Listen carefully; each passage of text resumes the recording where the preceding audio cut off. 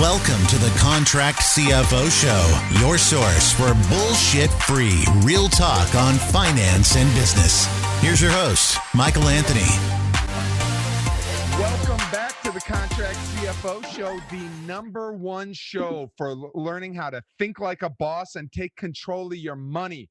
I am your host, Michael Anthony. I am a life and financial optimization coach. And today I'm thrilled to have back with us world traveler. I wasn't sure if he was going to be back on or not, but the one and the only Brian Delaney. Brian, welcome back. Looking forward to digging into this show today and excited to hear about some of your epic adventures. Now, for those of you, whether this is your first time watching or you're a regular, you know the spiel. Look, this show, the nuggets you get from it, it doesn't cost you anything to enter, right? It costs you your time, which is valuable, but you aren't having to pay anything. So what we ask as the barrier to entry, your cost of admission, is for you to simply share the love. Don't be selfish. And look, I know how it is. You're in the car, or you're in the shower, you're working out, you're doing things while you're listening, while you're growing yourself. I get it. All right. That said, before we even move on, share this show with someone, share the episode, forward it with someone, thumb it up, be sure to subscribe, all that sort of stuff that just helps build the momentum, right? Because we're only as good as you. And I gotta say, I don't know, Brian, I know I'm biased here, and this may sound like a humble brag, but it's reality, man. I put this show on auto rotation for myself. Like, I listen back and it's not me saying stuff, it's the people on the show, like saying stuff that I'm just like, damn, like that was good. Sometimes it's a damn with it.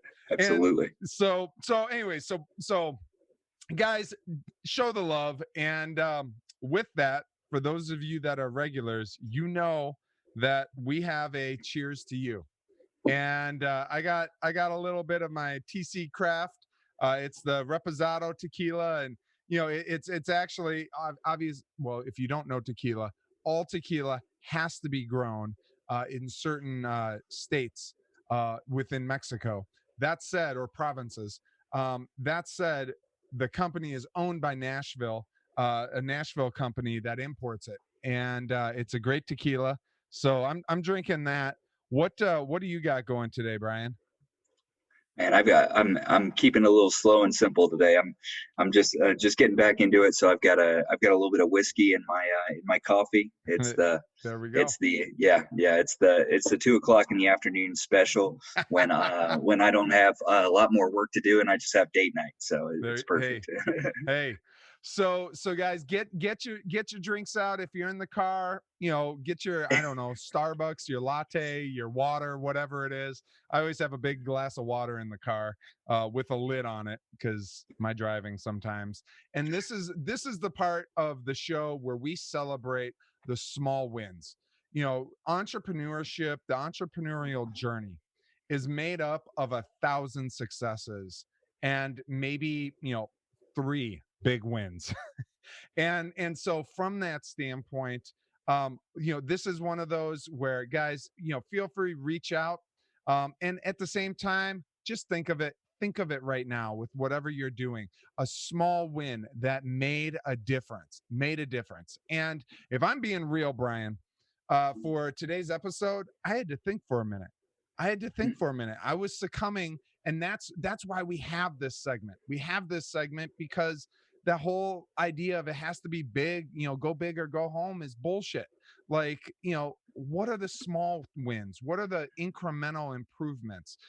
Whether it's with finances or leadership or revenue, with your business that are happening. And so for me, from a place of humility, for me, my cheers is, a few days ago was traveling for work and with one of our businesses and had the opportunity to either stay at a hotel or get an Airbnb.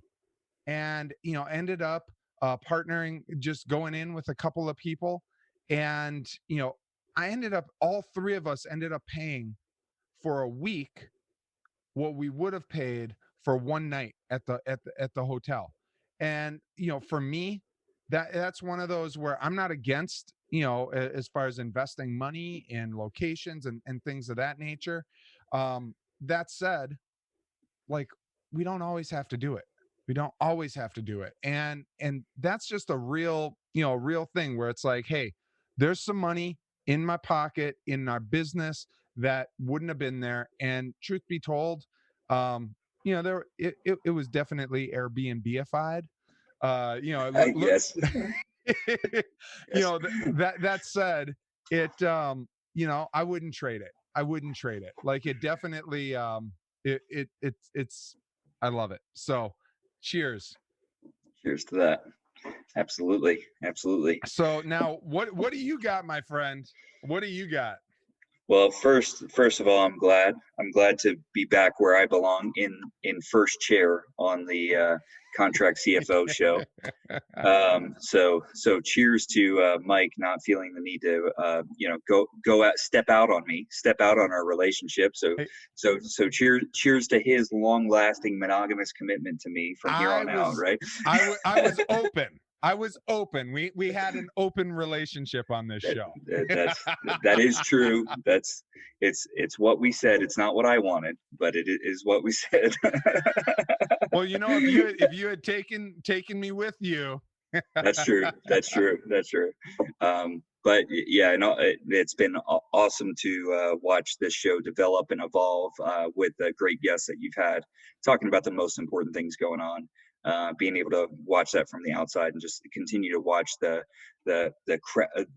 group of people turn into a crowd, turn into a full-on march, where the contract CFO show and that bullshit free real talk that you bring to the table and your guests do too, where that's just people are vibing with it, people get it. So and I was able to watch some of those shows over in Africa, over at specifically Tanzania. So there we go. That's what I was going to say. What's your cheers? Because I know what my cheers would be if I was you, but I'm Yep. not. So Yep. all right. So Tanzania. So Yeah. that's a what Yeah. what were you doing over there, my friend? So so I was planning to go to Africa. Wasn't exactly sure what, where on the continent I was going to go to. Planning to do some work with another business partner of mine in October of 21. But then great friend, best man in my wedding that's coming up, business partner Jimmy Spildiner called me up and he said, "Hey, you want to go to Africa?" And I'm like, "Perfect, this is awesome. Join us on our trip." And just because of the health condition he's going through, the timeline was urgent, and so he pushed the timeline up. He was like, "I'm going in January," and so that's how I define success: being able to pull the trigger on that, being able to have a business that supports that kind of lifestyle, where I can do what I want, when I want, with who I want, and not have to be thinking about money, not be thinking about the expenses, which there were sure plenty of those. But yeah, as Mike can tell you, as my contract CFO. So Cheers. yeah. But where I could focus on the experiences, Yeah. and really get to share that time with it was just Jimmy, his wife, their daughter, and myself, my fiance, Tori, and my son Creed. We were able to do the whole safari together during this time. Really get to be involved in, as we went there, get to know the people who live there, get to know the different tribes that make up the nation of Tanzania, and experience some next level things, just like safari in the Serengeti while staying at the Four Seasons, and going to the Nagorano crater, and visiting Karachi, and being in these hotels that you would never, like this one place we stayed, you would never find that on like Orbitz or anything like that. It was like this specially curated hotel that was that was beautiful. And we were drinking coffee from the plantation and drinking wine from the vineyard, and we were eating, all the food Wow. came from that place. And when Tori wasn't feeling too well, we were grabbing guava leaves from guava sprouts and making guava tea for her, and just had some incredible experiences, and got to see that everything from the native tribes who are still living the same way that they did for, who knows how long ago, thousands of years, I Yeah. suppose, tens of thousands, maybe. I don't know, but to see them still living that same way, and then to see the other end where there's people who have fully embraced the evolution of society and partially evolution of society, I should say, not complete evolution, but Okay. we'll say the advancement of technological resources in society. So Nice choice of ju- words there. yeah, yeah. So just to be involved in this place it's really foreign to me, Mm, but the people were not, right. The way okay. that they lived was foreign, but the kind of people they were and how they're responding, it's all the same. It's all the same, and they're having this completely other experience where that's so involved with the land and with the animals and all of that. Whereas we're a lot of times disconnected from that. And just to get to know like how people live and how they've lived, and how they've lived, and then just to be able to see all the animals in their habitat, and there's so many lessons pulled away from that. Yeah. So yeah, that's one of those where I'm like, I want to say multiple times, like you were like farm to table, but it wasn't farm to table. It was like, Serengeti to table, Yeah. for you with that. So, all right, do you have any wild story of like, I don't know, some wild animal, like, I mean, I'm hoping you saw a bunch of shit. Like, Oh yeah. Well, we saw so many things. So the one day, yeah, what's one of the coolest things? yeah. So one of the coolest things was we were going out and we had been looking for a cheetah for like a day and a half. Okay. Okay. So we've been looking for a cheetah, and I've got a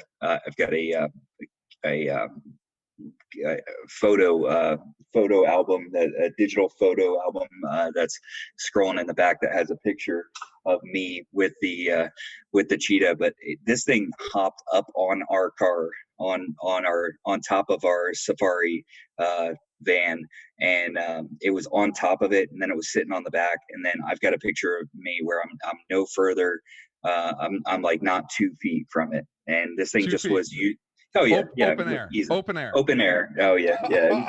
It Okay. was Oh, it was insane. And then dude. yeah, and then I was yeah, another day like, and this cheetah. I was Did it holding look you Jimmy. in the eyes? Did it Oh look? yeah, yeah. Well, it looked me in the eyes when I was holding Jimmy's daughter, and she looked over at it and she said, "Ooh, baby," and it looked us right in the eyes, and I just covered her with my coat, and then slowly slipped her to her mom while I was standing right there. Just yeah, I Oh. was like, I've never fought a cheetah before, but I feel like I am the underdog here. There's one thing for sure: I am a giant balloon full of water, and that thing has razor blades attached to its hands and Yep. face. So, um, but yeah, just But it left peaceably. yeah, not yeah. It was appreciating our help. It got to have that higher ground to see its prey and to be able to hunt, and Mm. it was just. I mean, our guide told us that was only the second time that's happened to him in like 10 or 12 years. Wow. And so, yeah, just to have that experience, and being 100 feet from elephants, being 25 feet or 10 feet sometimes from Do you lions. do you think So, that because I'd imagine because of COVID, travel's slowed. mhm. Did he say anything like maybe the animals are responding differently because there's less people and that sort of thing at all? Like, did Yeah, that come yeah. into play at all? Yeah, well, the first thing was there was less safaris going on, so we had like when we were around an animal, it's not like sometimes if you look at the behind the scenes on the Discovery Channel, you'll see like 20 safari vehicles around animals. There was maybe like we thought it was busy when there was three of us there, when there was three different safari vehicles, Wow. and so we had, and the people at the Four Seasons, everybody was so glad to see us because not that many Americans had been coming in. and they were happy to have us coming in because that's their way of Livelihood. life. Yeah, exactly. And so the other thing that we found was they run from vehicles now more than they did before because they've gotten out of the habit of seeing them.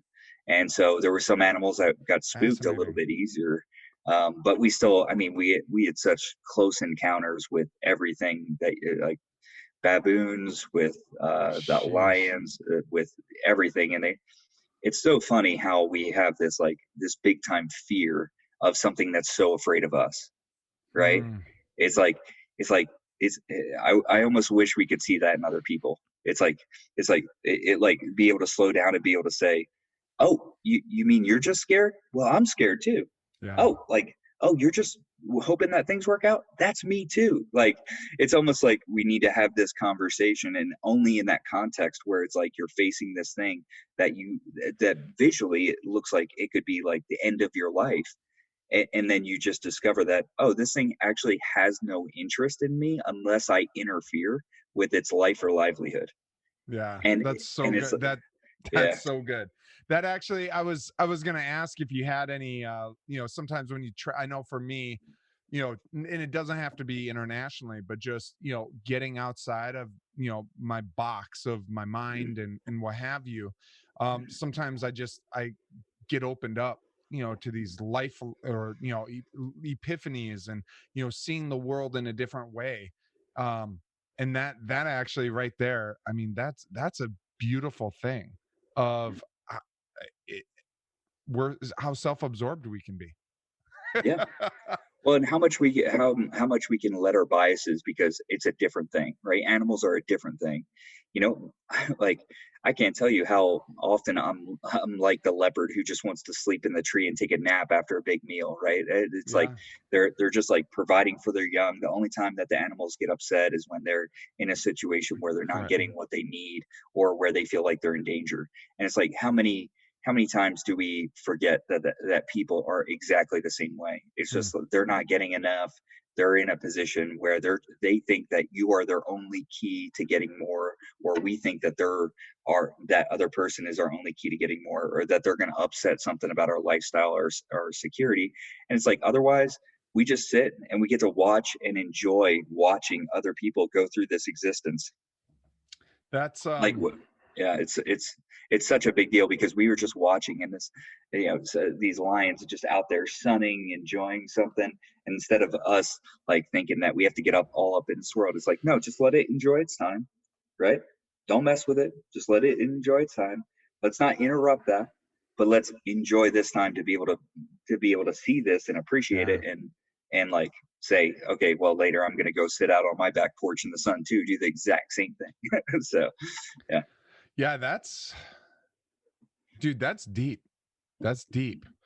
And that actually reminds me a bit of from a standpoint of just kind of the toxicity in our culture right now, of the fear of it's like you say, even though election's over, you say the name Trump, and it's like he is either someone's savior or someone's Satan.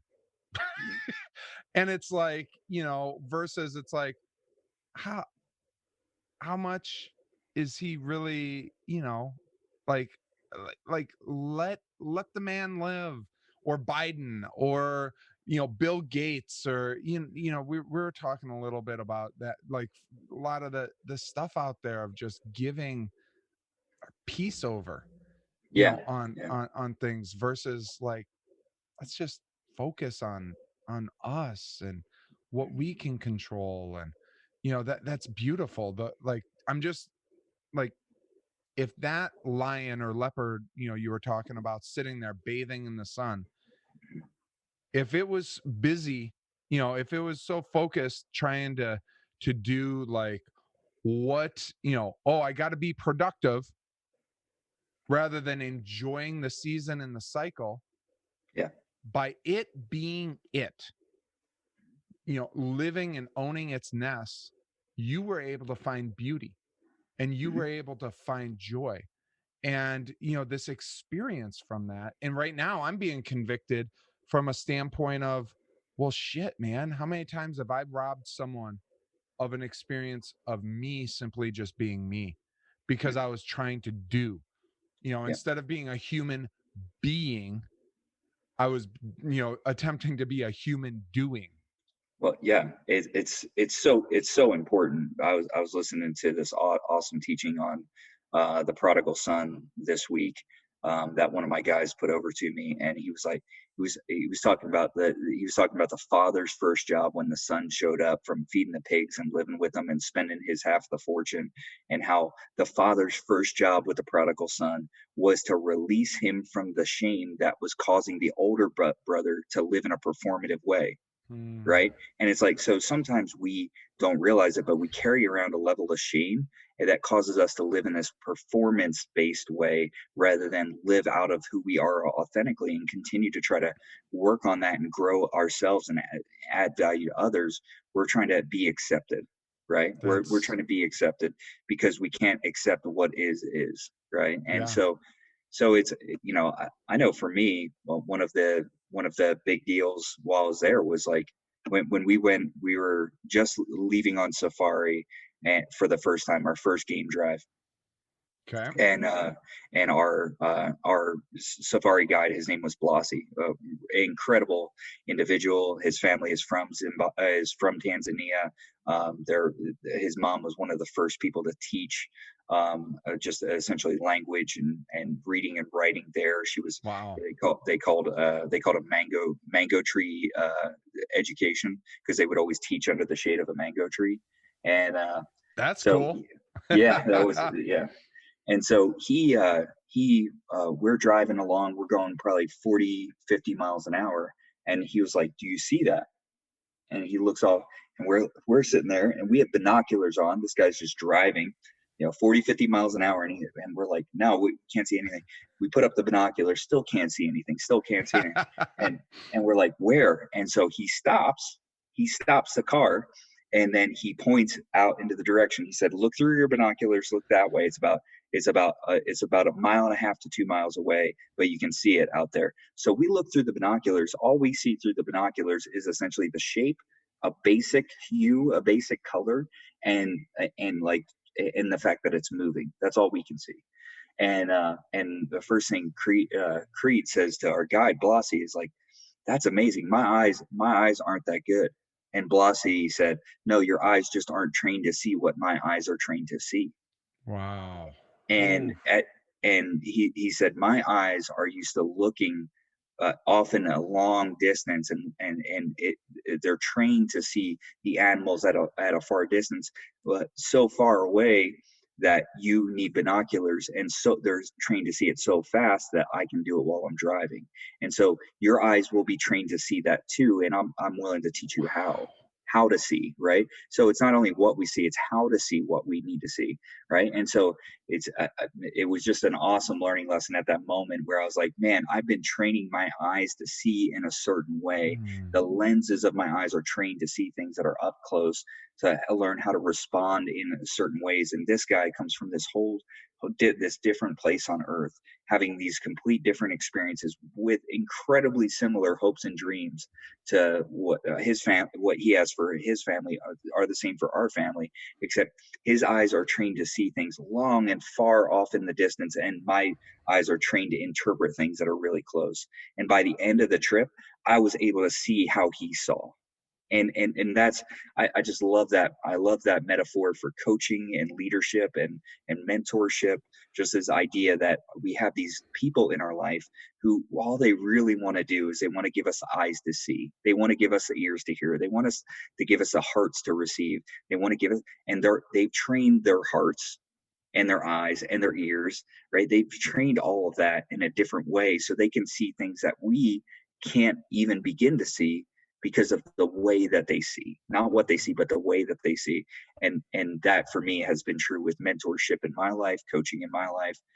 Guys like Edward Pritchett, and who you had on last time, Brian Pope. He's been an awesome for like helping me to see miles away and have a different elevation. Like the Yeah. things he says, I'm like, how did you see that? I'm completely blind. And then these people open up our eyes and give us a new way to see things. So that to me was awesome and impactful. And we saw that just within the span of a week of doing this, the way we saw was different. I could see lions moving while he was driving 40 miles an hour.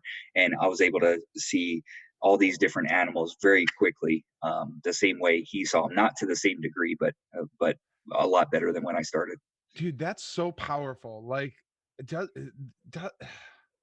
that makes me just go, man, ask the question, how much do you think we have lost as we've gained technology?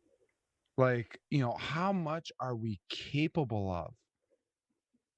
If we just allow ourselves to sit in the environment and adapt to it, rather than running from it, embrace it. And, instead of having a position in a mindset of fear of failure, of I'm a fine-tuned machine just by existing in these bodies.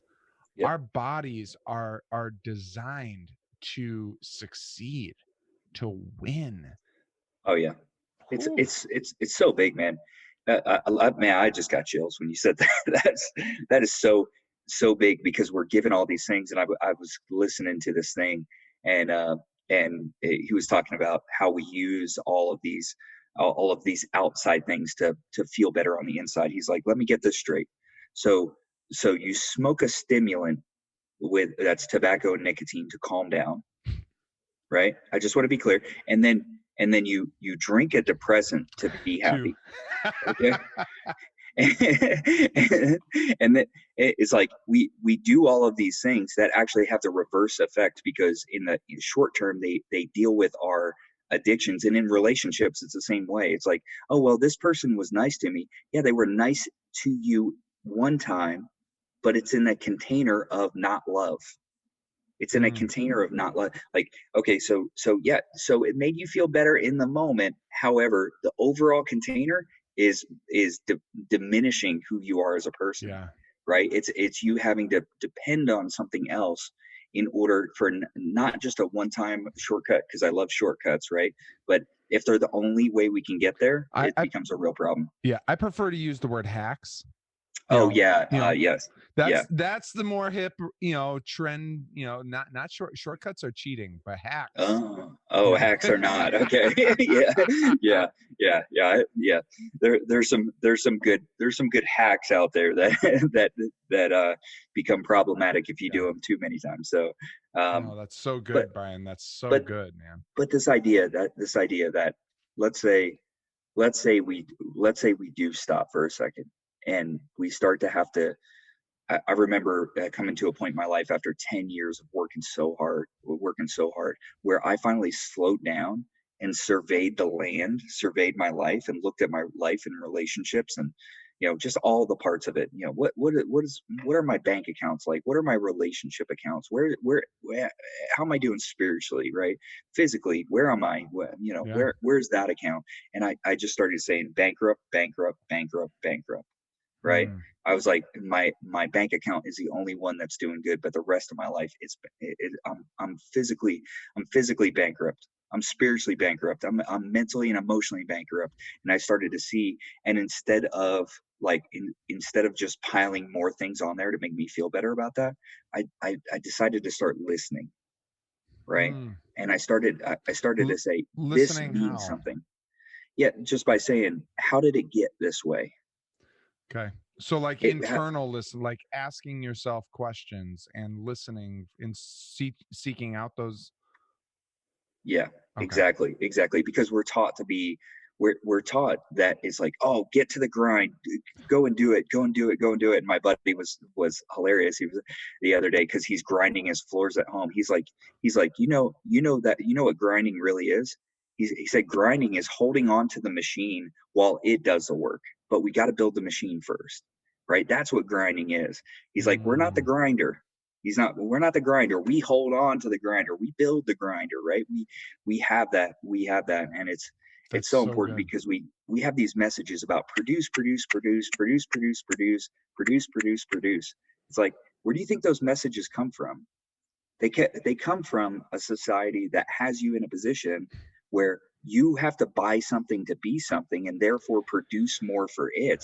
And so if we can just slow down and listen and look at what we really need, all of a sudden we stop overspending on trying to feel good, and we actually start to receive the things in our life and find the things that actually help us to be good, Yeah, right? that's so good. And often we find like there's nothing wrong with the nice things. It's No, just not that at all. those things don't make us. And even this morning, in with the kick-ass crew, there one of the members was sharing, and he kept saying like, I need to do this, I need to do this, I need to do that. And I just hit pause and I was like, hey, can you would you be willing to reframe that word need to beneficial? Because I was like, I feel, and I said, correct me if I'm wrong here, but I feel like you're saying you need to do these things because if you don't, you won't have worth.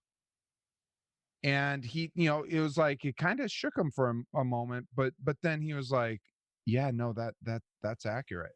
And I Mhm, was like, that's the grind that will grind you. Like it'll mhm. grind you out. Yeah, And it was like, yeah, we intrinsically have value just that's right. because of who we are, not what we do, who we are. And once, as you said, build the machine. To me, that's the inner work. That's that inner work of as we lean into, if you're watching this right now and you're like, dude, I don't know what the fuck you're talking about. Like, I mean, sure, I'm loved and whatever, but that sounds like some kumbaya shit. And it's like, no, I'm telling you, like, dig in on yourself. The more you lean into your worth because of who you are, not what you do, not the watch on your wrist or the car in your parking lot or the zip code or the plane or the any of that bullshit, or humble brags of things. None of that shit delivers the value. It's you. And as you lean in and build that up and come to own your brilliance, own your awesomeness, that's where then that's the machine owning your awesomeness, not trying to oh, look at me, I'm a badass because I'm really insecure inside, and so I'm gonna I got all this jewelry to deflect reflect off of me. It's no, I broken, humble, imperfect, a failure in areas. I am brilliant. I am beautiful. And I have value for this world. And so you're watching, you're listening. I want you lean in on this. Lean in on this. Because this is the real work Yep. that will move the levers in your life. Like Mhm, money, that's something that comes as it's something that comes and stays mhm, as a result of doing this inner work. We may be able to get the money, but if internally we're not healthy, it'll go away. mhm. And Yep. so, oh That's man, Brian, that's thanks it. for Yeah, it's so important because it's like if we're in this perpetual chase for comfort and convenience, we will never find challenge and change. And we will rob ourselves of the opportunity to build the strength at this level that's going to be needed at the next level, yeah, right? It's yeah. the prize of this level is the price of the next level. So build it, and build it in a real way, right? And that I love how just being in Africa, it's like this whole idea, like in the U.S. we use that kumbaya crap, right? It's like that that's not crap. That's not crap. That message is important. It's pigeon English. It means come by here. Come mm, by here. It's an African spiritual song that says come by here. Come by here. Right? Come by here. Let the mercy draw close. Right? And it's like, mm, man, if we can just be in this place where we understand that we're constantly asking for the presence, whatever you believe that is, however you believe that, to come by here and to be with us, rather than feeling like we're in this perpetual chase for significance. Like, I've got to go there. I've got to go there in order to be valuable. I've got to go there in order to be significant. Well, how about kumbaya? How about come by here? Yeah. Right?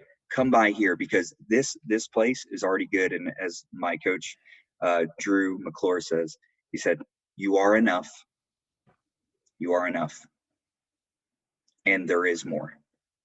You are enough, and there is more. And then just us understanding how to access that place of working from fullness in order to create more fullness, and being in that. And if you don't know what that means, you don't know what that looks like.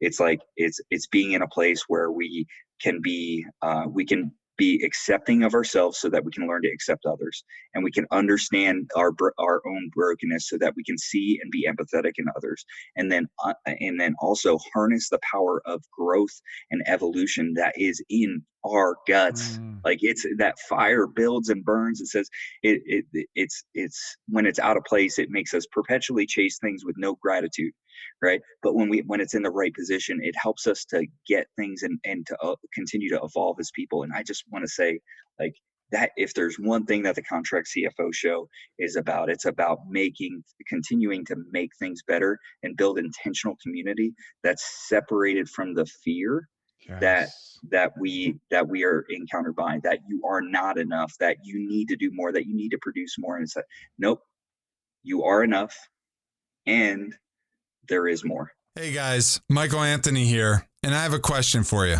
Are you out of work or unhappy with your career? Are you tired of your boss giving you crappy raises? How about not being able to provide the life you want for you or your loved ones? Do you earn great money, but you're just tired of being someone else's bitch? If so, I invite you to visit workwithsymmetry.com/change to learn about the career that forever transformed the trajectory of my life. And it could change yours too. Like I said, this career isn't for everyone. But if you're unhappy where you're at, I encourage you to go to workwithsymmetry.com/change and take control of your life. And the power of what you just said is in that word "and." Because so often we'll say "but." I'm enough, but it's no, it's a yes and. And that's a hard dichotomy I know, for me at least. Now, maybe you, Brian, or you watching, and I mean that legitimately. Like, there are people that maybe that isn't a struggle for you. For me though, that was how can I be enough and there be more for me? Because if there's more for me, then I'm not enough. And it's like, no. And I'll just say, if that's you, I'll challenge you to do what I did, and that's put that in your pipe and smoke it. Just think about that for a while. Just let that ponder and chew on it and chew on it and chew on it until the fullness of that power of "and" becomes real in your life. Woo, dude, hot damn, man. Cheers right there. All right, so let's I love when the show doesn't go as planned, but I feel like it's and I feel it's everything it needs to be. So you want to dive into the Ask Michael Anthony section here? Yeah, and Or is there anything you want to cover before we get into that? No, not really. Okay. I mean, I feel like I've talked about it, and guys, just the most important thing that I can say, whether it's Africa, whether it's a town next to you, whether it's in your backyard, whether it's camping in your backyard, budget level, or budget level travel is the first step. Like, not someday I'll go to Africa. How about, what can we do some today? Right? What can we do some today? Not someday, some today, and start to bring these things into our life in a very relevant way. But I've been having great conversations around this, and I've been watching the show just with the cryptocurrency and everything like that. And for me, I just wanted to get your perspective, like your hot take on what's going on right now, because I hear people talking about politicians, markets, taxes, money, finances. What are things going to be? And there's just like this fear, this soil that it's all growing in the soil of fear. And so, as the contract CFO, as the Don of this industry, right? What do you, in your mind, what should individuals and businesses be doing in this current market to prepare themselves well for whatever comes ahead? Okay. Ooh, all right, that's a loaded question, because I mean, there's so many variables with that. First off, I would say you got to love what is, and what I mean by that is, um, you can fairly accurately, when you have a society that uh, forgets uh, the past will repeat itself. And so have clear eyes, and understand that even under the scope of humanity, like there's nothing new under the sun, right? Any fears out there facing us right now, it may have a different name, but it's not a new reality. Even extinction, it's like that's not a new reality. We just have a modern era where it seems like it's like, okay, well, it just is going to take a crazy person to, you know, set off a nuclear bomb, but it's like you go back 1,000 years and it was, you know, does some bug get into, the little bit of food you were able to grow, on your little land, if you were fortunate enough to even grow something, and does it eat all your food, before, and you starve to death? So just have that perspective. But the first thing I would say is, to hustle in today's environment, like from a, to protect yourself against the future. What I'm hearing you say in that, and none of us know the future. Um, that said, every year since existence, there's been some form of, winter, spring, summer, fall, winter, spring, summer, fall. Economies operate that same way. History of the world operates that same way on larger spans. And so from that standpoint, like, summer is not forever. Like, it is not forever. And we're in a, um I personally believe that if there hadn't been intervention from the Fed, even back in '08, so going back to '08, the the the artificial, and I'm not against what happened, um per se, it's just one of those looking at the realities of ebbs and flows. There are generations of maybe you watching where you've never been in a like a true down economy. I'm not talking about 2 months of, some negative things and whatever. And please don't mistake, as far as with COVID and layoffs, and like a lot of people are hurting right now. That said, from a society improving standpoint, um, the fundamentals of some of the poorest people in America and in the West are living a higher level of life than 120 years ago the kings and queens did. Well, From I mean, the statistic on that is crazy. You I make mean, over you make over 27,000 here in the U.S. You're in the global top one. You're in the global 1%. yeah, I mean, It's crazy. it's nuts. And please hear me. Like, I can sound like some entitled, white asshole male, saying that, and that's not what I'm saying. What I'm saying, give perspective. Like, um okay, there's food, you have electricity, there's water, at least access, like there's options. And so anyways though, summer's not forever.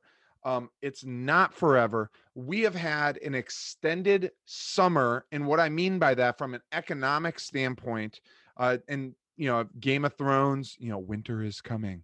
What I mean by that is simply the upcycle and then a natural down cycle, an up cycle and down cycle. And the down cycles have been artificially cut off from fully happening. And and so as a result, and that basically it's because the governments have, how they have cut that off is by either lowering interest rates so people can borrow more money at a lower cost. So basically, if you had $1,000 to spend and you used to spend $400 of that thousand on interest, well, the federal government, they lower interest rates, so now you have $200 in interest. You refi, you renegotiate your loans, that sort of thing. And now instead of spending $400 in interest, you're spending $200 in interest. And that gave you a 20% bump. Even though the economy may have slumped, well, they did that. And so if your income stayed the same or your cash flow in your business stayed the same, but your debt, what you paid out went down, it's the same as giving it a boost. And they did that, for a while. Very smart individuals. And now they've basically brought it to zero. So there's not really anywhere else they can go on that front. And so now they're just pumping money like it's the motherfucking, like, just, I was about to say shit that didn't even make sense. I mean, they're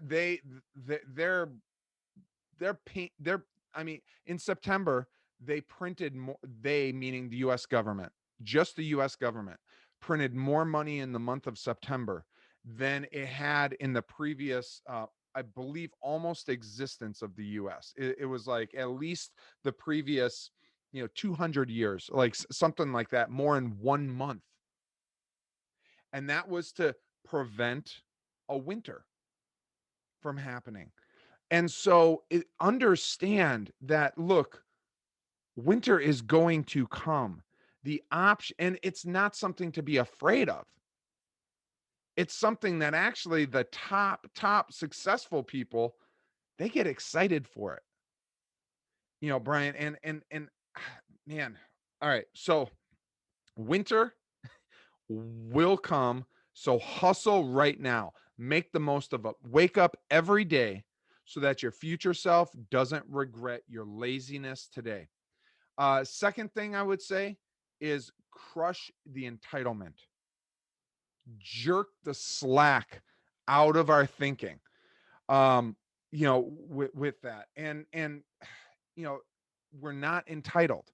We're not entitled to always better, always improved. Okay, that comes at a sacrifice. And so all of these things are dealing with up here for preparing, because it's our inner world that ends up shaping our outer world. With that, Brian. And um and I would say, another critical thing on a practical level, I'll say cut the caviar. That's it's some the look, if you got, more money than, whatever, dude, enjoy the caviar, because you know why? There are you know farms out there. There's people whose livelihood are dependent on you purchasing things, from them. And if they provide a superior product, pay a superior price. All right. I'm talking to those of you who, okay, for context, and I probably, Brian, should have said this at the beginning. When you asked me this question, uh, you brought me back in my mind to Michael Anthony in 2008. Okay. And Michael Anthony 2008 had just moved my family across the country, relocated to Nashville, where I believed there was a more entrepreneurial environment. And I was yearning for someone and somehow to be mentored by business titans. And so it was one of those. I mean, I was scrubbing dishes in the back of a local Italian restaurant that ended up like paying me like $84 for 3 weeks worth of work. Never paid me. They like ended up going out of business and whatever. And I mean, I'm scrubbing dishes in the back. I had $15 that year for one of the months. I had $15 cash for me to eat. My family was still up in Minnesota, and I had $15 cash to feed myself for the entire month. Now, a lot of people would get a credit card or whatever. That's something, cut that shit out. Live within your means. Don't buy your own press. All right. If you can't afford it, don't fucking buy it. And that may be harsh, but I'm just saying it. Like, that's a way to set yourself up. Cut the caviar. Okay. So for me, going into 08, watching this stuff, I was like, crap. I got caught off guard. But yet then I knew, like, in the 1920s, there was that big crash, and there was like something that happened in the 70s. And I'm like, okay, this isn't the first time this has happened. It's probably not going to be the last time. So I'm going to study this like a motherfucking student. Like, I mean, I studied it like I was getting my MBA, and I didn't even know what MBA meant back then. Okay. We cut our TV. We started buying the Wall Street Journal when we had $25 a week that we were living off of to feed our family. Okay. So $100, a family of four, $100 a month we had for food. We were buying the Wall Street Journal that I believe was like $80 a month. And it was because for me, I just went, I know people on Wall Street read the Wall Street Journal.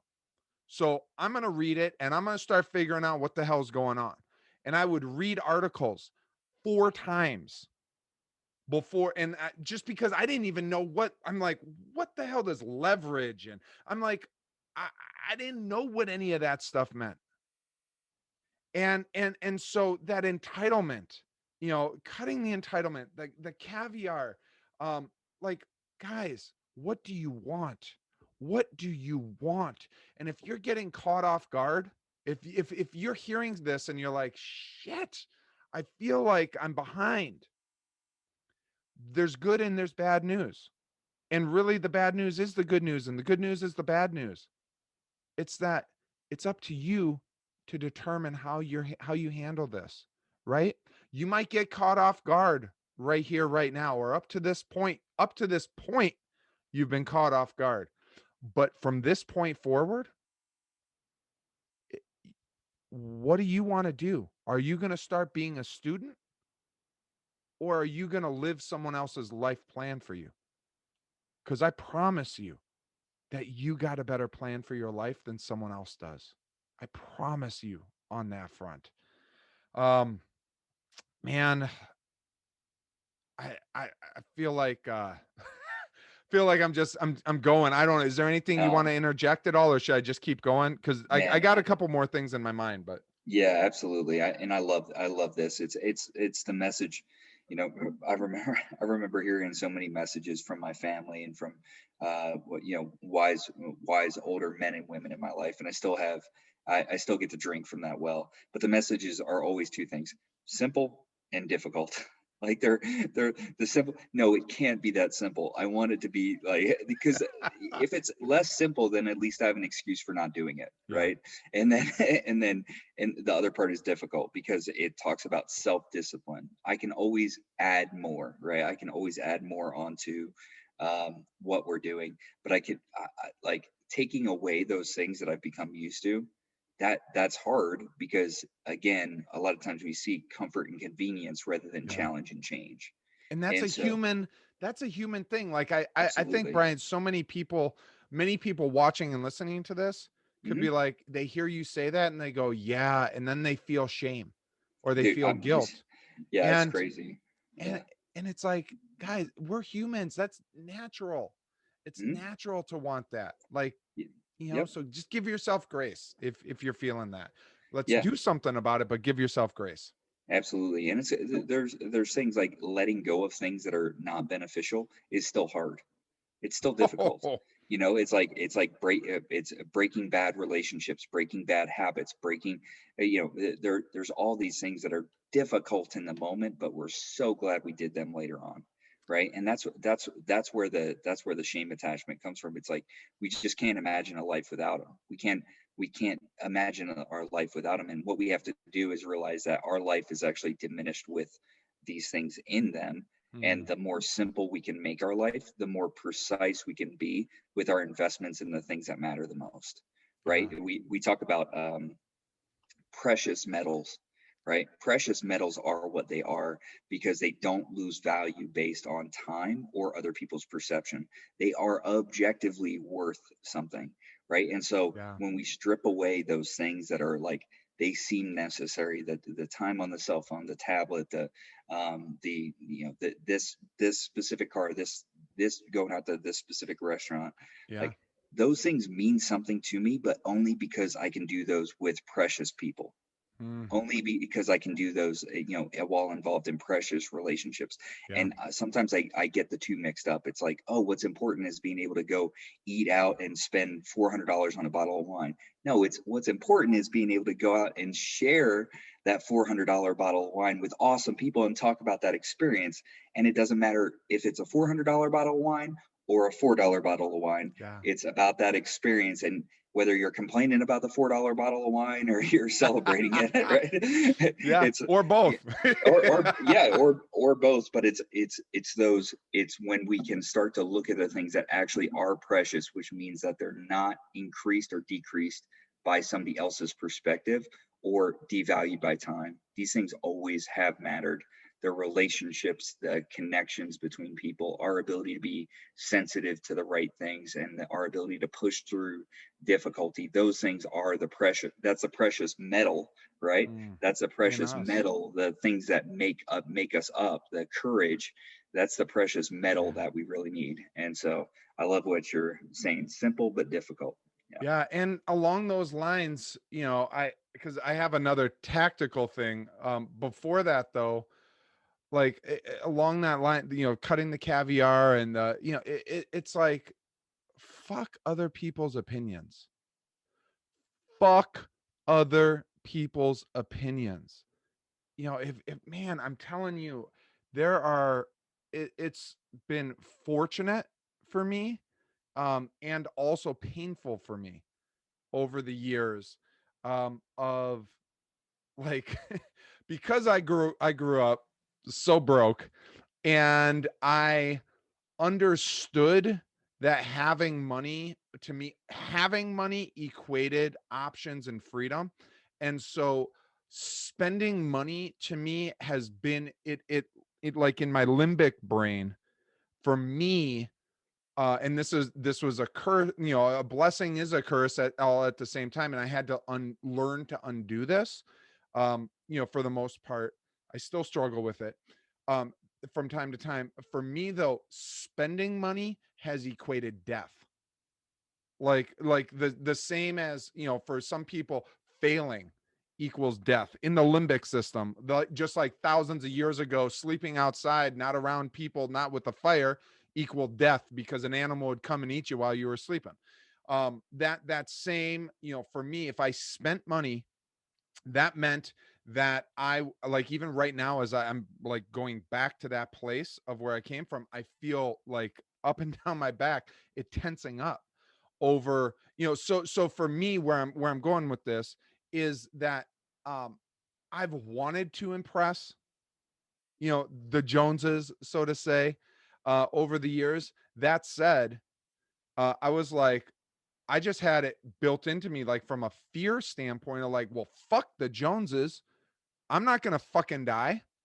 And I mean, I just dropped a lot of F bombs here, and it's like I'm not thinking about, like, that shit's just coming out. because it's like survival for me, where I'm like, no, fuck you. Like your opinion of me, I'll be embarrassed in my car. I'll feel shame in my car. I'll feel unworthy in my car, but I'm not going to go into debt to get a nicer car so that I can think you feel good about me. You know what I mean? Like, with that. And so I would say, look, that's my wiring, unfortunately or fortunately, because both sides have a challenge. Most Americans, statistics will show, don't have that challenge. It's the challenge of they have the car payment without the money, type situation. And I'd say, look, be proactive. Be proactive. Like, sit down with the people that matter to you most and say, what can we cut? Not because it's when you have those proactive conversations, Brian, that's from a place of strength rather than, it's not about my worth, it's not about my value. We can keep it, but is it possible that my future self would feel sad over my current self's decision? And if the answer is yes, then do what it takes to get out, get out from under it. Pay the stupid tax, and, do whatever, do the hard things. Sometimes you just got to ride it through and forgive yourself and learn, for the future. And it's other times it's being aware, it's just simply being aware, with that. And so, um, another thing that I would say, you cut down your expenses, your overhead, increase your cash reserves, have some cash reserves. And by cash reserves for me, I'm gonna say liquid assets. Okay, liquid assets. For and this is one of those where I will say, first off, watch. There's a couple previous episodes that deal with cryptocurrencies. Um, I'll do a full disclaimer of, I ain't telling you to do shit right now at this very moment. I'm going to tell you what I did and what I'm doing. Okay. So you apply your own, with We this. we are not financial professionals. Any views and opinions stated by either Michael Anthony or Brian Delaney are simply the opinions of those two guests and not the creators of the show. Right? Boom. Yes. Simply just our opinion. If we're right, give us applause. If we're wrong, we're sorry. Yeah. Well, I'll say, if I'm wrong right now, that's true. I'm going to be hurting a lot, or at least, I'm as invested, in what I'm saying. And at the end of the day, what gives me the confidence, Brian, is the fact that, in taking ownership over my life, in back, the habit I built in '08 of learning to think and study and observe and not get taken advantage of and caught off guard. Even if I don't understand everything, I have a better understanding than I would have. And so for me, cash reserves, to me, I have some cash. I have divested, though, uh, well, depending on what aspects. I'll just say, for in general, half of my cash is still cash. The other half of my cash that was sitting there as, reserves, and, in our business, in our personal life, and rainy day funds, that sort of stuff, medical emergency things. The other half of it, I converted into crypto, and most of that into Bitcoin. Now, I'll say, there was, crypto is a roller coaster, and it's up and down. There was a day, not too long ago, where I woke up and overnight the price of a Bitcoin dropped by $10,000. Okay. That was well into six figures worth of, losses on my net worth. And, on that said, my response was, I actually bought more. And it was because, for me, I understand where it's going and what it's doing. And also crypto. Now, I did 50-50. Okay. What, a lot of professionals, and this is what I'd say, there's very little harm if you were to take 10% of your cash reserve, 10%, and put it into an A class crypto, which watch the other episodes, but we're talking Bitcoin, uh, Ethereum, Litecoin. Litecoin is an underrated crypto, and Bitcoin Cash. And I personally am not a fan of Bitcoin Cash, but it's not going anywhere. Litecoin is definitely not going anywhere. Ethereum's not going anywhere. It has some other things, with it, that I don't hate you if you do it, but I'm not doing it, because I believe more in Bitcoin and Litecoin, the fundamentals of it from a stability standpoint. Don't get me wrong, I believe Ethereum is going to be around. Like, it's not going anywhere. I'm just at this point not invested in it. But take 10%, 10%. So if you have $1,000, like, let's be honest, if you have $1,000, you're fucked, right? If anything big happens. And I'm not telling, I can say that because when I had $1,000, I was like, hey, I celebrated, because I got $1,000. And I also went, well, I'll just be fucked if, but it brings peace of mind. And so I'm not minimizing that. But anyways, y'all know what I'm saying. This is bullshit free. Take $100 of that $1,000, put it into one of the, blue chip cryptos, so to say, and let it ride. Let it ride. Now, if you're going to need that $1,000 next month, that's not what I'm talking about. Okay. But if it's, where, like in my case, Brian, I know pretty much since I've had cash reserves, I know I've never had to deplete my cash reserves ever. And they just pretty much year over year grow. And so that's where it was like, okay, well, we'll take half, keep it in liquid, cash. We'll put the other half into crypto. And then we actually put quite a bit more in just from an investment standpoint. And I mean, I'll tell you what, the reason to do that is because crypto, specifically Bitcoin, and Litecoin, because of how they're structured, where there's a finite amount. Ethereum is, there's more and more produced, which is needed because of what the tools are used for. Whereas Bitcoin and Litecoin are structured, and Bitcoin Cash are structured from a finite amount, that if there's less of it and more people want it, prices go up, right? And so there's mines out there much greater than mine, and you can find some of the stuff. I think we've even linked to it in previous episodes, of where, there's a CEO, I believe he is, that did the math, and he goes, look, year over year since Bitcoin's inception, it's averaged a 50% return. Now, meanwhile, you have our cash that, I say, 6 months ago, the government just printed more of it than had been in existence pretty much in our country's existence. Well, what happens when you go from, a few items? If overnight they discovered that there was 6 times the amount of gold in the world that could be, excuse me, that could be easily gotten, the value of gold is going to go from here to here. Any diamond, whatever, any precious, metal, whatever, it's going to drop because all of a sudden there's a lot more of it. And so that's what's happened with our dollar. It just, in the scheme of things, it just happened like 2 minutes ago. So we aren't really feeling the effects of it yet, but it's going to come. And that's not a fear. I'm not a doomsdayer. It's a reality. 1 + 1 = 2, with that. So crypto is a hedge against the dollar, because the worse off dollars do, it just advances Bitcoin. Like, Bitcoin is on a growth trajectory. It's going to continue even if mass adoption doesn't happen.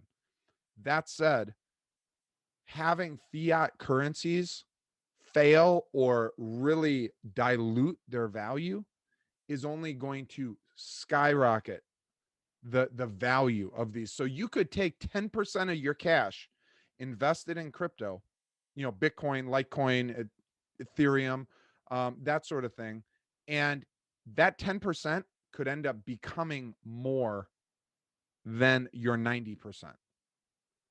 So Absolutely. I don't even understand cryptocurrency. I understand.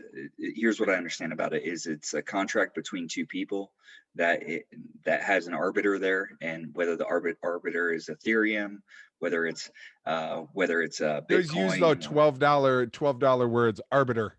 Yeah, arbiter. Yeah. The go between, and the go between is somebody who has a vested interest in keeping it valuable, right?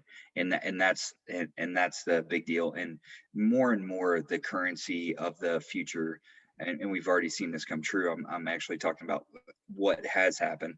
The currency of the future has been attention and trust, right? I was just gonna say trust. That's yeah. Yeah. It's like the currency is like, how can I get somebody's attention?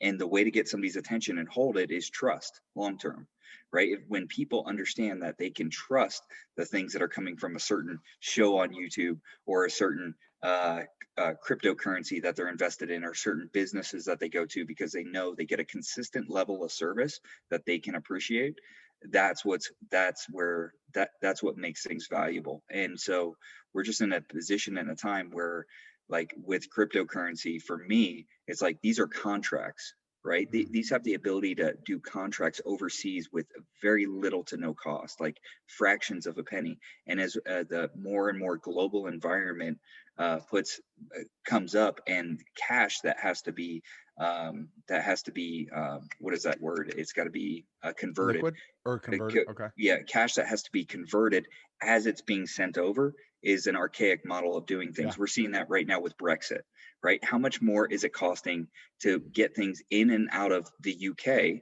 as a result of the UK coming out of the EU? We're talking about hundreds and hundreds of thousands of dollars that these companies are having to spend because of this border that was drawn on a map, right? Yeah. And this decision that was made to have different currencies. And now all of these taxes are there. All of these documents are needed, everything. And so this is where we see cryptocurrency playing a big part. And if you don't understand it, that's okay. You probably don't understand the stock market you're invested in either. It's like 100%. Holla. You probably don't. And so don't get, I love what Warren Buffett says about this. He said, don't get emotionally involved with what you're investing in, because what you're investing in is not emotionally involved in you. Okay. And it's like, listen to the experts who are saying that, hey, this is a great way to hedge against the dollar. And it also could be the currency of the future. So don't put your children's college fund based on like, oh, Johnny and Jill, where, as long as crypto goes up, you guys are gonna be able to go to school. If not, you guys are going to be going to trade school, which is great. It's going to be like, that's not where to put this, but where to put this is in that excess that you do have now, and to invest it over the long term, and stop looking at it every day. Stop looking at it every day. You are not a day trader. You want to know how we know? Is because you're not broke. Like that's how we know. Because you have $1,000 to invest. Yeah. That's how we know you're not a day trader. It's like, don't day trade investments that are meant for the long term. That, keep your peace about that. So yeah, no, that's phenomenal. And along those lines, I guess two things I do want to clarify, just because of the season we're in with crypto. It's going to, I fully believe, like, right now, yeah, it's up and blah, blah, blah, blah, blah. I anticipate it to at least double, if not triple, from where it is. That said, in the next maybe 18 months. That said, I don't anticipate it to stay there. And to tell you kind of, okay, where I'm coming from, I bought crypto. The first time I bought Bitcoin was at a similar stage of, well, a little more advanced. So I'm going to just make up numbers, but let's say crypto Bitcoin peaks at 150,000 right now on this particular run. I bought it at what would have been the equivalent of about 140,000. Okay. And I'm like, oh, great. It went up. And then it dropped It dropped to what, from 140 down to like maybe 10,000. Like it dropped. And then it stayed there. And it stayed there for several years. I lost my my info to because at first I was like, oh shit, I'll just pull my money out. And then I go, there's not much money in there. I'll just keep it. And then I actually was like, well, crap, if I really do believe in this, I should buy some more. And I couldn't find my login. And so then I did eventually get my login. But then it had gone up a little bit and what have you. But the whole thing is, that up to 140 and then dropping down, to say, 10,000. And then it ended up stabilizing at what would be the equivalent of like maybe say 80,000 or something like that. And that's kind of where it rested. So in the scope of things, but then 4 years later, shit, now I'm using off numbers. So it's like, basically, long story short, within 4 years, my money was like 6-8 times, okay, what I had initially invested. It's not short term. It's not short term. And so when you hear me say that 50% average, that's over years, and it's over, you know what I'm saying? Like, and that's where we've kept cash. And if there's a crash on crypto, statistically, we have a good amount that we can still access, and the other is here. And long term, though, I anticipate that, so that's just a disclaimer and to understand on things. And I won't say this go around. But I do think there's plenty of upside right now. If you're willing to, like you said, Brian, not look at it every day, don't day trade, read the fundamentals. But if you believe in it, buy in and hold it. Because I anticipate in my lifetime, a Bitcoin being worth $1 million.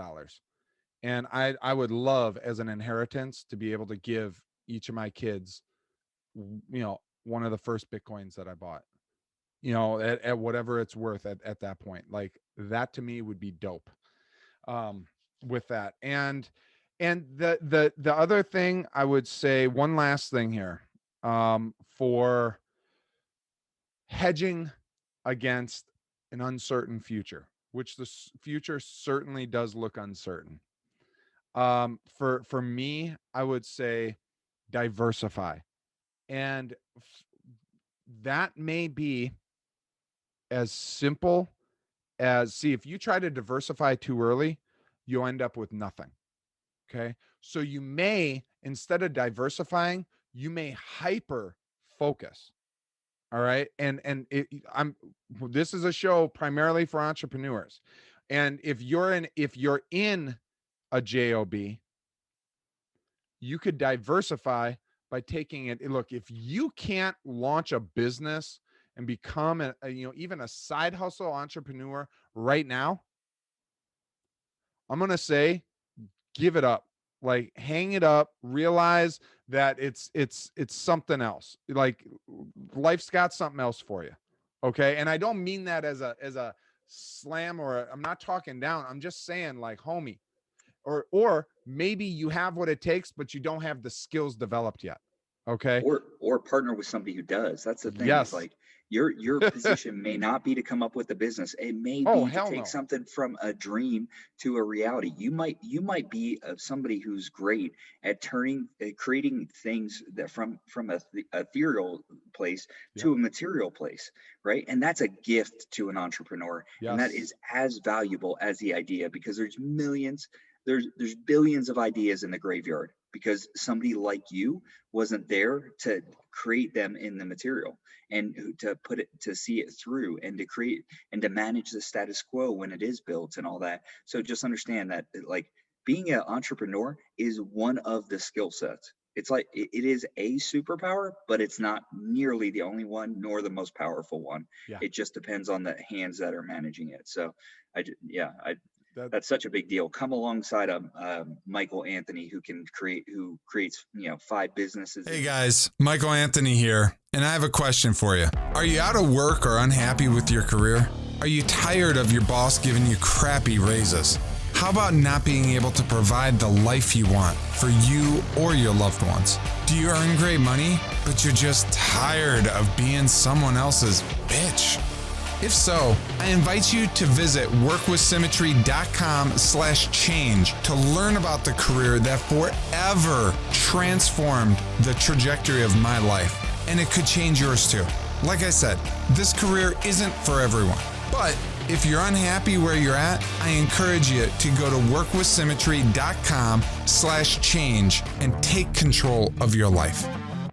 In his mind today, right? And tell him which one you get passionate about and you want a piece of it, right? Yep. And that's, go alongside that person who's creating that and be valuable to them. So yeah, that's so good. That's so good. And so from that standpoint, it's one of those where if you're in that side hustle phase or even early business phase, then it comes back to the first thing I said about hustle.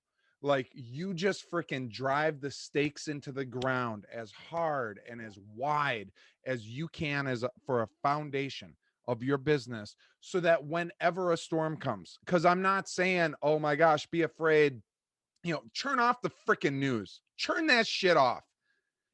Brian, I think you say this, the currency of news is fear.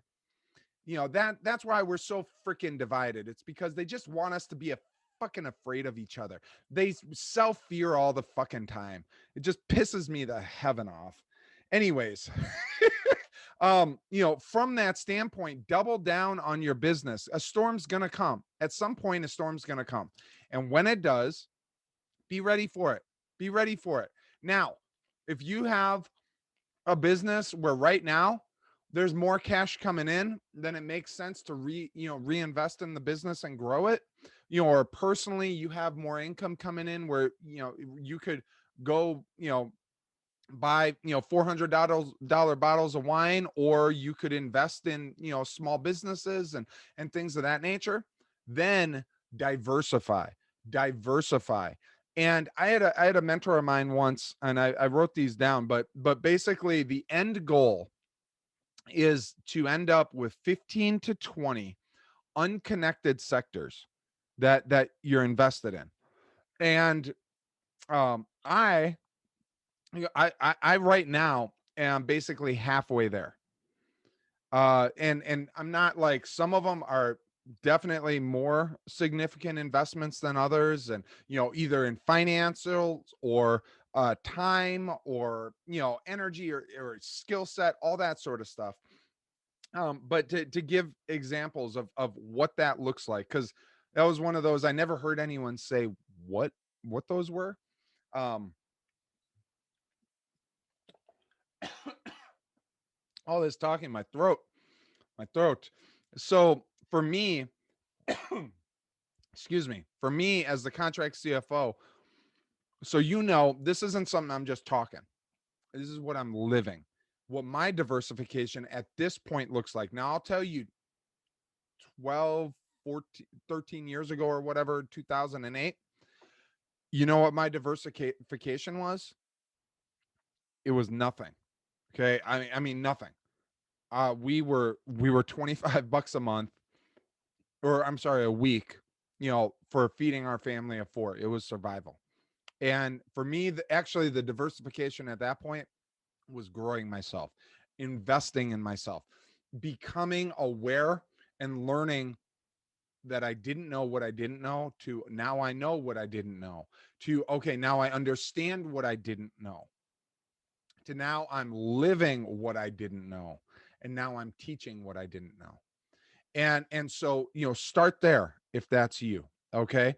And I'm sharing all of this because I want you to be encouraged with wherever you are, no matter how, because there's two sides of shame. One can be, you're in my shoe, what my shoes were, where it's like you have nothing and everybody knows it. And the other side is where it looks like you have something and everybody thinks you do. And both of those are crippling. And just take ownership anywhere in between those and those two. I'm sharing this to bring you hope. So 12 years ago, that was me scraping dishes, $25 a week, investing in myself. Wall Street Journal, cut off the TV. We didn't even run our air conditioning one year because we didn't have the money. Like, I mean, we could have, but it was coming from something, and we weren't going into debt. So now what the sectors I'm invested in are real estate. And hey, guys, even if you own a home, okay, treat that like an investment. Treat it like an investment, not like, just some cash cow to, oh yeah, I'll refi that and I'll buy a giraffe for the backyard. No, it's an investment. We did some episode, Brian, you and I did an episode about refis and stuff like that. Watch that. So real estate, crypto, obviously I've talked a lot about that. The cannabis market, marijuana, weed. That's something, truth be told, I got into that market. I'm a very future driven individual. I got into that market too early. Now I'm up, but let me tell you, there were years where I lost my ass, but that's where diversification comes in. Precious metals, silver. I've shared that before. I own some silver. And then as far as, so cannabis was a stock market. Also, Facebook, that's a diversification. It's a separate industry. I'm invested in Facebook. Have my own, financial service business. That's a diversification. I'm invested in a private company with hydrogen and green energy. And just as a side note, I don't know if that's going to be legal or not, but hey, I'm invested in that, and there may or may not be room for new investors. Just as far as I was just recently talking with them, and it's some dope shit. So, anyways, there's that. But that's completely different. Hydrogen energy and green, and then I have Michael Anthony. And within Michael Anthony, I got, the Contract CFO show. I got the Contract CFO program. I have the Kick-Ass Crew. I have a money course. Like, there's diversification within that. So, those are the diversifications, in my life right now. And I'm sharing that with you to give you examples of that and to just simply start with where you're at. So, Brian, that was a hell of a lot. It was great there. Now let me ask you, kind of on the flip of that, from a leader standpoint, like, what do you see? This is what you just asked me, kind of what to do from a financial, how to prepare for a down market. Oh, something else I'd say, don't make any major investments right now when it comes to personally, like real estate. And even like, if you're watching this 6 months from now with crypto, I would just hold your money and then wait for it to drop and then buy in. Housing, I truly believe now the Fed, with them monkeying with stuff, they may sustain it for a while more, even years out. But I anticipate a real estate, I don't want to say crash, but it's going to be a downturn where you can buy things on sale. And I'm a fan of, if $1,000 can become $2,000, or even $1,500 in a year's span or something like that. So as much as possible for, even buying a home and stuff like that, I personally would not buy a new home right now, or I'd rent for a year, or a couple of years, from that standpoint. So, but for you, Brian, leadership wise, what would you say for someone to prepare their teams, for an uncertain future, which this future is? If it's one thing, it's always uncertain. Not necessarily bad, but it's uncertain. Absolutely. And I think this goes to people who are leading themselves, who are leading multiple, who are leading small or large teams, or leading small or large organizations. It's really this time of treating people, as if they're they're negligible, or they're just an asset that's to be either leaned on until that's expendable. I think that time is over in our world right now. People are having more opportunities to work in different ways, more opportunities to go out and do their own things, and we have to see people as what they are. They're really opportunities for partnerships and to build social value, right? It's a big deal. Like, understand that there's a lot of companies who just lost trust because the wind blew in a different direction for a moment and they had to lay everybody off. Yeah. Right now, that level of commitment and the ability to see an organization through a difficult time. And I understand if you're watching this and you weren't prepared for that time, but we can be prepared now. Like, yes. I saw this thing the other day. It's like, what's your superpower? And the person said, hindsight. And we're like, well, that's not worth too much. And the other person's like, yeah, I see that now. Yeah, I get that. So it's like that we now have the benefit of hindsight to act as foresight as we're moving forward. And the deal is that we can be strong in our culture and adaptable in our strategy and set ourselves up to win long term. Right. With, you were talking about the financial services company, us being, we kind of run that business side by side in a lot of ways, where we get to learn from each other. And one of the things that we got to learn this past year is how adaptable people are, how resilient they are, how willing to change they are when you don't make the deal about how we do things. Right, the way that we do things. When people like us do things like this, but we're able to do those things in multiple different ways. We're able to adapt to which way the wind blows, and we're able to be in a position where we're strong no matter where we are. Right, and that's what I want to encourage you is, as you're growing your business, don't grow it so it's strong in one direction but weak in every other direction. Right, when there's strength with no flexibility, it's fragility. We're in a day and a time where we have to build these anti-fragile relationships that make up our anti-fragile businesses. That say, no, we're doing business. We're presenting our value in a way that the marketplace can receive, and we know the principles that work well in any marketplace. Yeah. We understand that we have to add value before we receive value. That's a principle that's adaptable in any marketplace. We understand that people matter. And relationships matter. We understand generosity.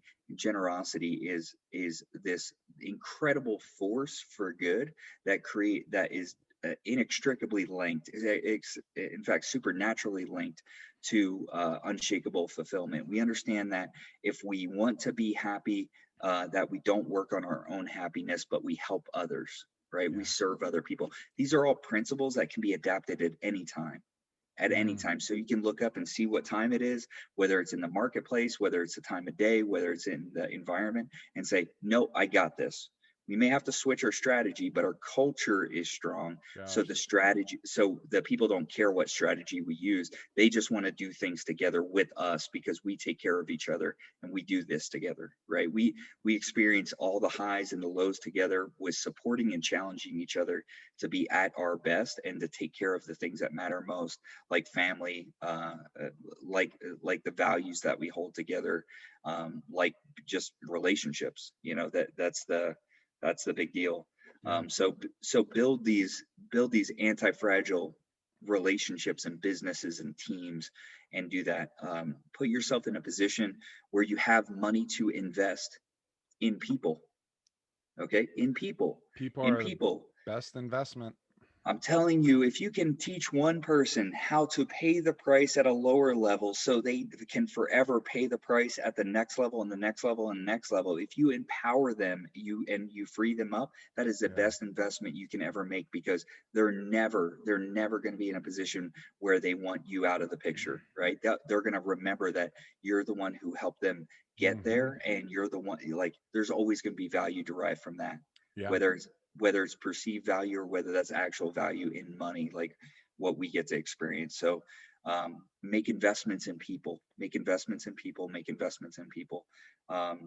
would say the last thing is to find your rhythms now. what are the rhythms that you have, whether it's in business or in your life personally, that you need to have set up in order for over the long term for you to stay physically, mentally, emotionally, and spiritually engaged in your life and in your business, in your life and in your work, whatever shape that takes. Find the rhythms now in the good times. That way you can have a business that's not built for a good day, but it's built for every day. Right? We know success doesn't happen overnight. We know success happens over time. Over time, it's going to happen over time, right? Where this business is not going to be built for a good day. It's going to be built for every day, where good things happen, bad things happen, but it's resilient. Again, it's flexible but strong. It's got that anti-fragile idea to it. And so some of those rhythms are what is your self-development rhythm, right? How are you building value inside of yourself, not just trying to sound good, but looking to have goodness in you so that it can't help but pour out. Yes. And so, like, take care of that now. What are the rhythms that allow you to be at your best, right? Most of the entrepreneurs are out there, they've been grinding so long without rest that they're only able to give 50%. And I thank goodness for that, because I get to compete against those people. It's like, man, imagine if that guy was at 100%. Imagine if that guy understood, if that young lady understood how to give themselves rest and not just press on themselves, and that they're worth it, and how to build businesses that have those up and down cycles in them, where we have multiple cylinders that we're pushing in, so that we can, when we push, we're able to rest and we're able to enter back in at 100%.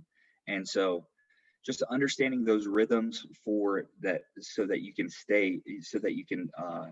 really capture to that power of full engagement, and so that you can really stay healthy over the long term, and not just be burning the candle at both ends and find yourself on the bottom of a market plunge without any energy left. Right? And susceptible. Yes.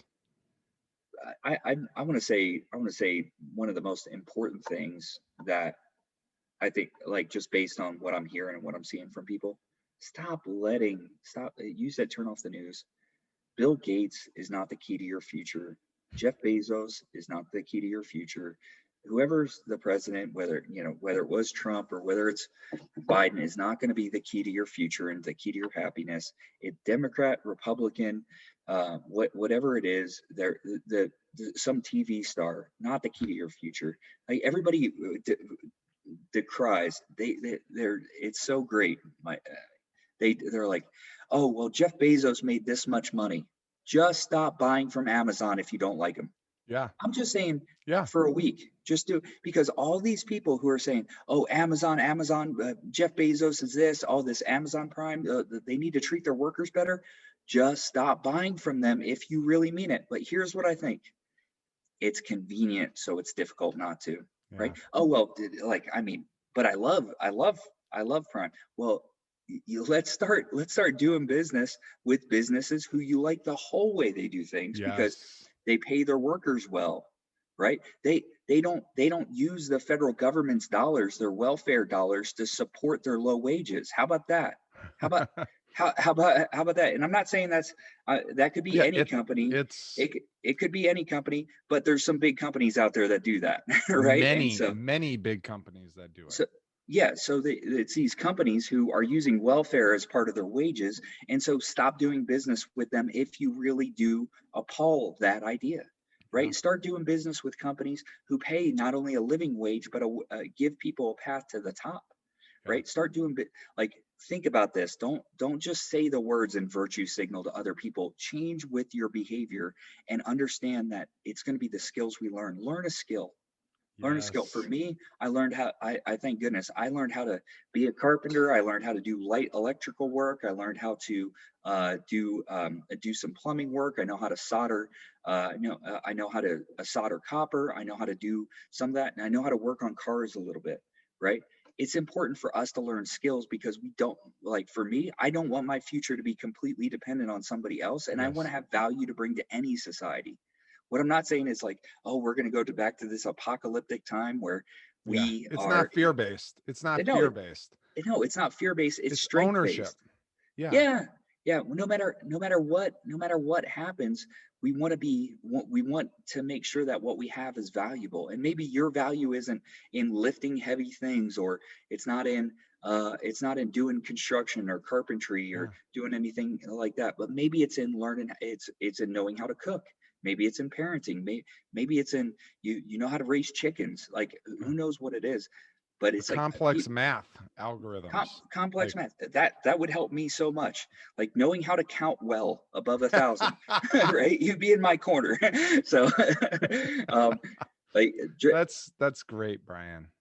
So we start to take back this ownership of our life, and I'm just telling you, if you're too busy to do all that, which is the thing that I say to myself, oh, how am I going to have time for that? If you don't have time for that, you don't have time for the other things in your life that you're using to distract yourself. You don't have time for CNN or Fox News. You don't have time. You don't have time for inane discussions about how other people control our lives, or how we're so afraid of things. You don't have time. If you don't have time for that, you don't have time for this podcast. And obviously you have time for this podcast. Obviously you have time for this video. So take the time to learn how to do something and do it well, and go meet a neighbor. Like they're literally your neighbor, right? And you go meet those people and start to take that back from their hands, because everybody talks about getting to this place where it's like, well, I've got that FU money. Yeah. Right. I've got that money where I can do anything. I can do anything. How about having FU value? Right. So how about having an FU mindset, right? Where we're in a position where our mindset is so strong that that when other people say things, when markets are going up and down, we don't let that run or ruin our life. That we don't let, oh, well, this guy said this thing, or this person is being impeached, or these people are doing this thing. It's like, you can't, if it's out of your control, don't let it influence you. If it's inside your influence it. That's all. That's a big deal. There's right now, Mike, there